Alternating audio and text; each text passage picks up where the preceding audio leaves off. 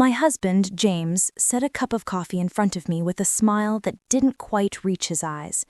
"I made this one just for you, honey. Drink up." The scene was perfect.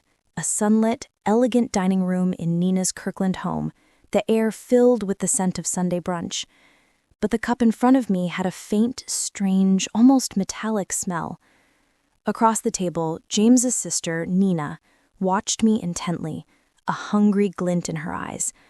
I could feel her anticipation like a physical thing. I knew this was it. This was their final move. "Oh, thank you, sweetie," I said, my voice as calm as I could make it.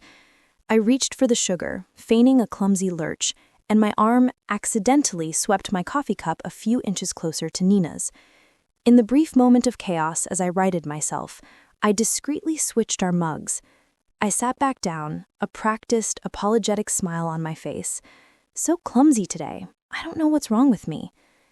Nina waved a hand dismissively, her eyes still on me. "Don't worry about it." Then she picked up her cup, the one that had been mine just moments before, and took a long, slow sip, her gaze fixed on me as if to show me she wasn't falling for my little act. The effect was instantaneous. The smug confidence on her face dissolved. James, who had been watching from the kitchen doorway, saw the look in his sister's eyes. His own strained smile vanished, replaced by a shared look of pure, cold panic. A silent message passed between them, a wordless communication of absolute terror. The trap had been set for me, but it had just sprung on them, and I knew with a certainty that chilled me to the bone that whatever was in that cup, it wasn't meant to make my sister-in-law feel good. It was meant to make me hurt. My name is Christina Miller. I'm 32 years old, and I'm a senior project manager at one of the top engineering firms in Seattle. In my line of work, you learn to be meticulous. Every calculation has to be precise. Every plan has to be flawless, and you can never, ever ignore a red flag. It's a lesson I wish I had applied to my marriage sooner. I first met James at a mutual friend's wedding. He was a charmer, a handsome, funny dreamer with big ideas. He talked about changing the world with his tech startup, and I, a driven young professional with my head buried in blueprints and spreadsheets, was captivated by his passion. I was the rock, the one who planned and executed, and he was the wind, the one who soared. It felt like we completed each other. We got married a year later. Early in our marriage, I poured everything into his dream. When his first round of funding fell through, I didn't hesitate. I emptied my life savings. Every kobo I had worked so hard to save, and even took out a personal loan to keep his startup afloat. I believed in him. I believed in us. When the startup ultimately failed, leaving us buried in debt, I didn't blame him. I just put my head down and worked. I took on every extra project, every late-night deadline, working overtime for years to pay off the loan while also supporting us both. I told myself it was what a loving wife was supposed to do. But James wasn't the only one in my life with a competitive streak. There was also his sister, Nina. She was a senior architect in a rival engineering firm in Kirkland and had always been fiercely competitive with me. Our firms were constantly vying for the same big projects, and Nina saw our personal relationship as just another battlefield.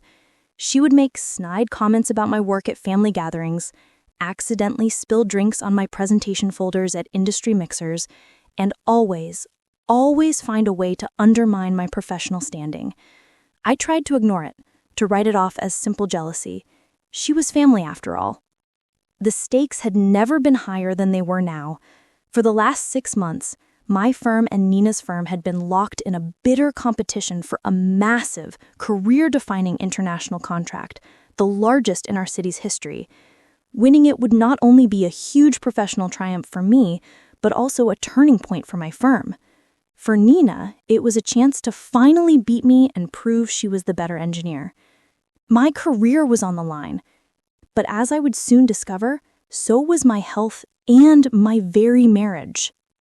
The strange incidents began subtly, easy to dismiss at first. 6 months ago, the night before a crucial preliminary presentation for the massive international contract, James surprised me with a special homemade dinner. He said it was to help me relax before the big day, but just a few hours after eating, I was hit with a vicious bout of what felt like food poisoning. I was so ill, so weak, I could barely stand. The next morning, I dragged myself to the meeting, my body racked with tremors and my head spinning. My presentation was a disaster. My voice was shaky, my hands fumbled with the slides, and I kept losing my train of thought. Nina, on the other hand, was there, poised and polished, her own presentation flawless. She didn't miss a beat. She even offered me a sympathetic smile, telling our prospective client how stressed I must be. I lost my footing, and she gained ground. 3 months later, the pattern repeated itself, this time with an even more direct attack. James and I were spending the weekend at Nina's house, and she insisted on making us her special herbal tea. She even made a show of saying it would calm my nerves. After the first few sips, my vision blurred, my heart began to race, and a wave of dizziness washed over me, so intense I had to lie down. I ended up missing a final round interview for a promotion that would have put me in charge of the contract bid. The promotion went to someone else. I couldn't shake the feeling that Nina's tea had something to do with it. 1 month ago, the incidents became even more brazen. James, ever the attentive husband, filled my water bottle for my morning gym session. Midway through my workout, I was overwhelmed by extreme fatigue and muscle weakness. My legs felt like lead, my arms could barely lift the weights, and I nearly fainted on the treadmill. I had to take a full week off work to recover. When I returned, I found out Nina had used my absence to make significant inroads with the international client, scheduling private meetings and lunches. That's when it all started to click. My career, my health, everything seemed to suffer a setback every time I spent time with them. The food poisoning, the allergic reaction, the fatigue, they were all too perfectly timed. I started to wonder if these were not accidents at all. I thought the worst part was the constant unexplained sickness. But then, while looking for a document in James's home office, a file I was sure he had, I found a small, unmarked bottle of clear liquid hidden inside a book on his shelf. My heart pounded as I pulled it out. The label was a simple chemical formula, a sequence of letters and numbers I recognized from my university chemistry classes. It wasn't a supplement. It was a non-lethal but potent beta blocker, something designed to slow heart rate and lower blood pressure, mimicking the exact symptoms I'd been having: dizziness, blurred vision, and weakness. My hands trembled as I read the label, a wave of sickening understanding washing over me. They weren't just trying to make me sick. They were systematically drugging me. I stood in that office, the bottle clutched in my hand, and the world tilted on its axis. My husband, the man I had sacrificed everything for, and the sister, the woman I had tried to welcome into my life, weren't just sabotaging my career out of professional jealousy. They were poisoning me.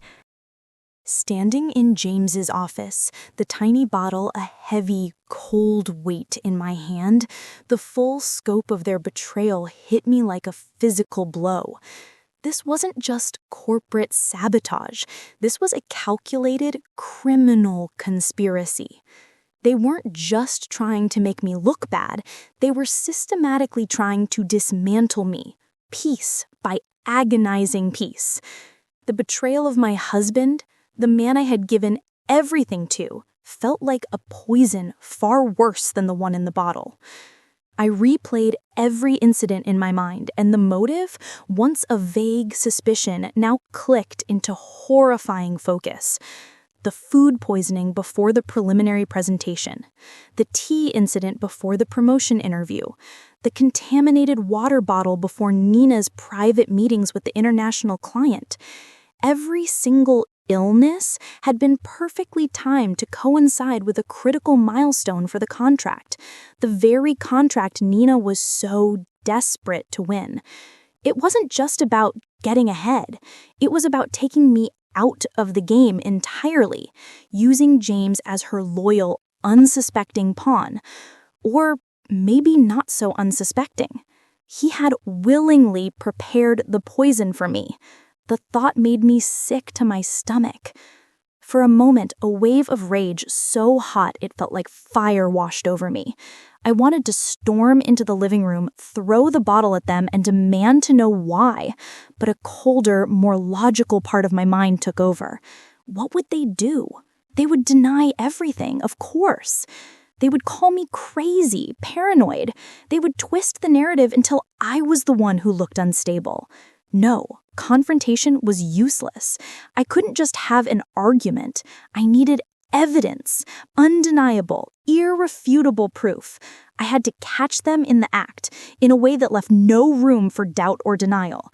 I needed to turn their own conspiracy against them. My mind raced, running through 1,000 scenarios.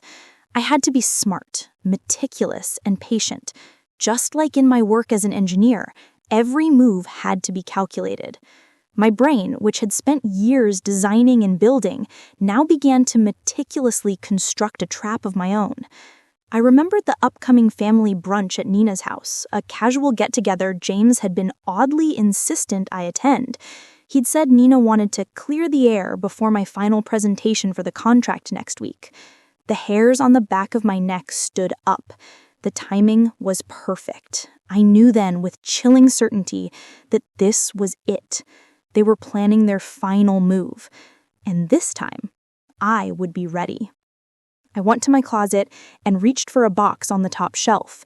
Inside was a miniature spy camera I had purchased months ago for a home security project, its tiny lens barely visible.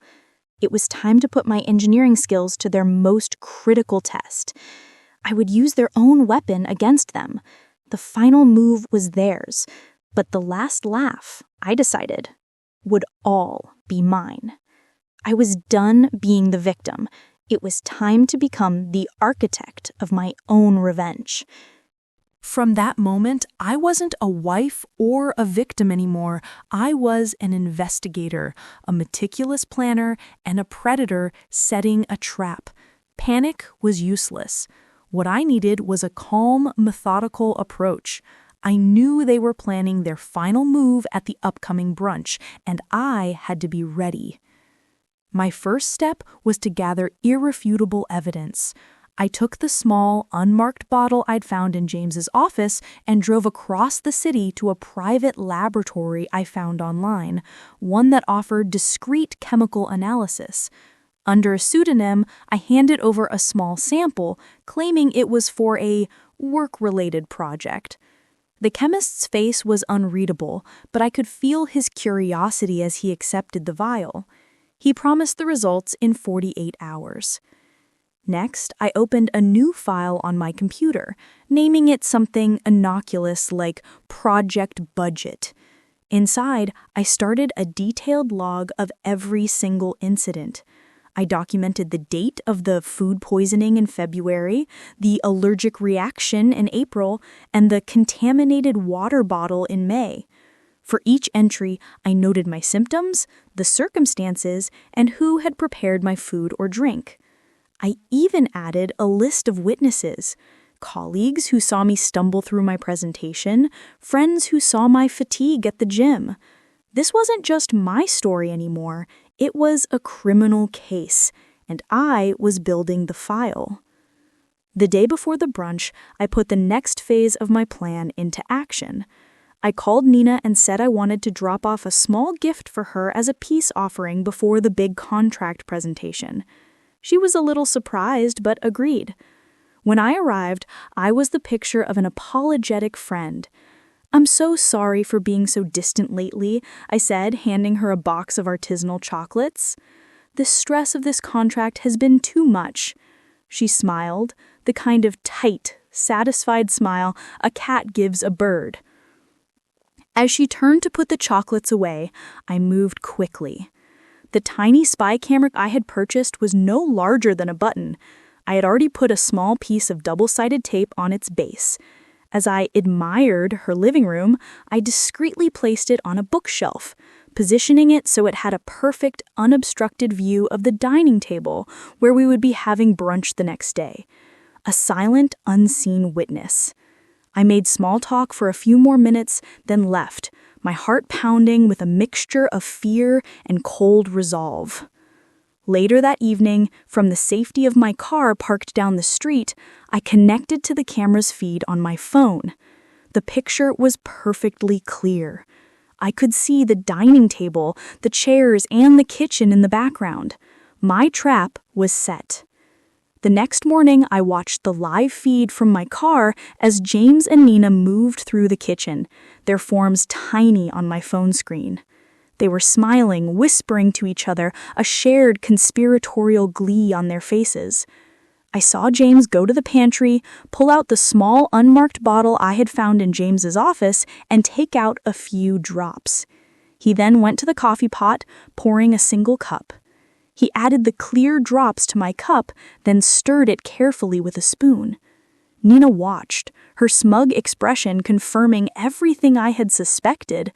They were so confident, so convinced that their plan would finally succeed. I took a deep, steadying breath. It was time to walk into the trap they had set for me. But this time, I wasn't the prey. I was the hunter. And I had a camera. I walked into Nina's dining room, the morning sun streaming through the windows, illuminating the pristine table settings.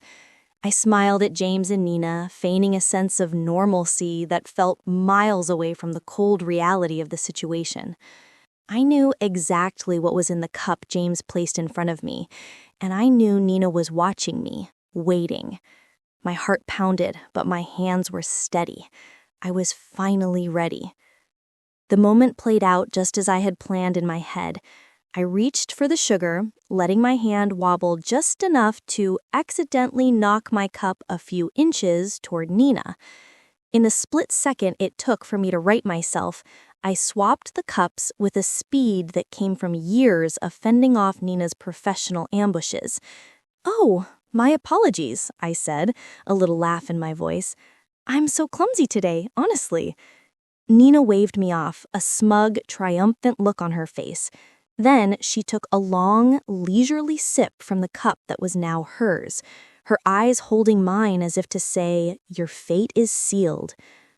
The moment the liquid touched her lips, the smugness began to melt from her face. I kept my expression carefully neutral as I watched the color drain from her cheeks. Her hand, which had just moments ago been so poised, now began to tremble ever so slightly.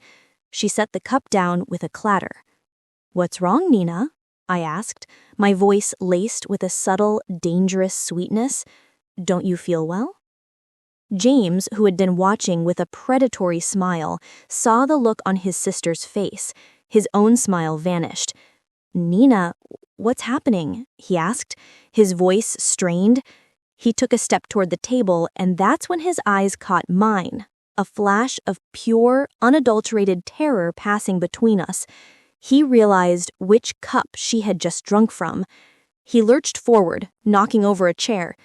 "No, not that one. That was Christina's cup." The words were out before he could stop them, an explosive admission that hung in the air like a death sentence. Nina's head snapped up. She looked at me, then at the cup, then back at James, a dawning horror in her eyes. She clutched at her chest, her breathing growing ragged. What did you do?" she stammered, her voice shaking. She looked from James to me, the full realization of the betrayal hitting her at once. "You said it would just make her too sick to go to the presentation on Monday. You promised." Her words were a waterfall of confessions, a panicked unraveling of all their lies. I felt a cold calm wash over me. It was all on camera. Their whole twisted plot, laid bare for me to see and for the world to witness. I calmly pulled out my phone and pressed a button, stopping the live feed from the spy camera. The proof was secured.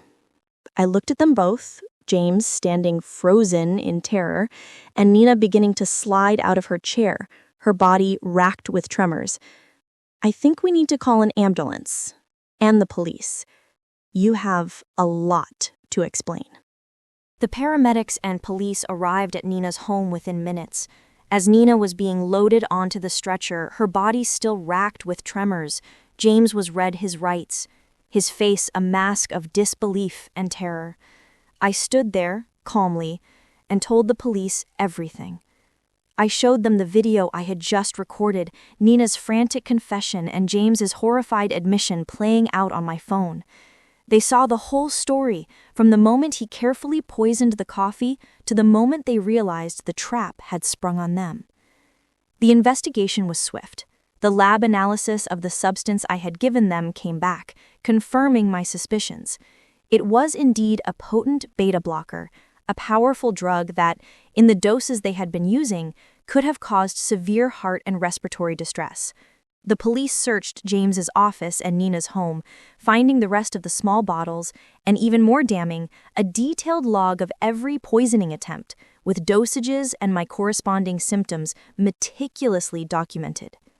The case was airtight. The video footage, the lab reports, and their own written records, there was no room for denial. James and Nina were arrested and charged with multiple counts of assault and conspiracy to commit a felony. Their carefully constructed lives, their professional reputations, and their freedom crumbled around them. After filing for divorce, I used all the evidence I had collected, the video, the text messages, the lab reports, to ensure I was completely protected. The court granted me a clean break, and James was left with nothing but the consequences of his own actions. With Nina now facing criminal charges, she was immediately fired from her firm. Her absence from the final presentation for the international contract was noted, but the client was far more interested in the flawless presentation I was about to give. I delivered it with a confidence I had never felt before, my mind clear and my purpose unwavering. I was no longer fighting for my career, I was fighting for my life. The presentation was a triumph, and I won the massive contract for my firm. I was celebrated as a hero, but in my heart, I knew I had simply won back what was always mine. Months later, I stood at the head of a conference table, leading my new team. The international contract was thriving, and my firm was expanding.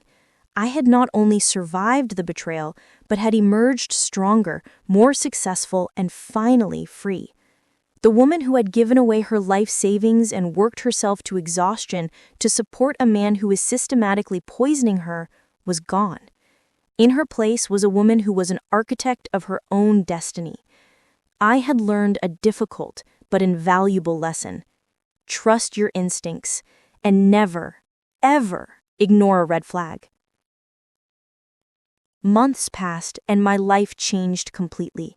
The fear and sadness I had carried for so long were replaced by a quiet sense of triumph and an unshakable confidence.